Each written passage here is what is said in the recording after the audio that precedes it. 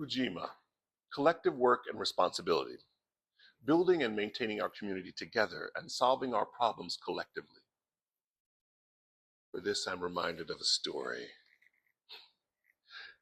Yes, everything reminds me of a story. This is a story of a town. Now, it was a town of individuals, folks who were trying to do their own thing, but doing it on their own. And when this one was in need, they were in need, and there was no one to help, although their neighbors were just over there. And when this one was in need, there was no one to help. And when that one was in need, there was no one to help. And when they were in need, there was no one to help. Yet there were neighbors all around. Each of them had something that they really wanted to bring to the world, but they didn't know how. And now, a, a, a stranger came into town, and that stranger didn't have a place. They had left another town that was very similar to this, where there was no cohesion. They came into this town and they said, I would like to build a barn right over there. And everyone said, well, that's fine. You go build a barn right over there. And he said, well, is there anyone who can help? Oh, because the rains are coming. The rains are coming. And I would like to have that barn up before the rains come. So one of the neighbors said, well, you got a point there. So they decided to help.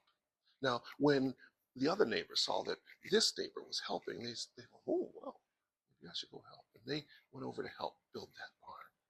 And it turned out that all the neighbors turned out and they built that barn so rapidly and so beautifully, with all of them connecting. And the stranger said, I do appreciate. Is there some way I can help you? And the first neighbor who had helped out said, well, I've been making all this jewelry, and I've got a whole house full of jewelry because I don't really know anyone around here. Well, the stranger said, well, you can set up a jewelry shop right there in that corner of the barn, the first part that we put up. You can set a jewelry shop right there. People will know where to come to find your jewelry. And one of the other neighbors said, well, I've got all this produce because my garden did really well. What can I do? He said, oh, well, in the other corner, you can set up a place where your produce can be seen and people can come to get your produce. Oh, and the other one, I do the stuff with the metal. I make things, tink, tink, and hot, tink, tink, and oh, said the stranger, you can have this other corner. So there's the jewelry, there's the produce, and now you can have that corner there. And yet another neighbor said, well, I don't have things that I sell. I just like to help people. When after everybody's done their thing, I like to rub on shoulders and do this thing, and everybody says it feels real good. Oh, said the stranger, that would be real nice. I'll give you this other corner. And so if everyone set up in this barn, and soon people from other towns were coming because they knew where to get the fresh produce. They knew where they can get some really fine jewelry, and they knew where they can just relax and enjoy themselves. And now that other chink, that very popular because folks needed things to hang their photos with, photographs, and pictures, and how to mend things. They had nails and all kinds of stuff like that.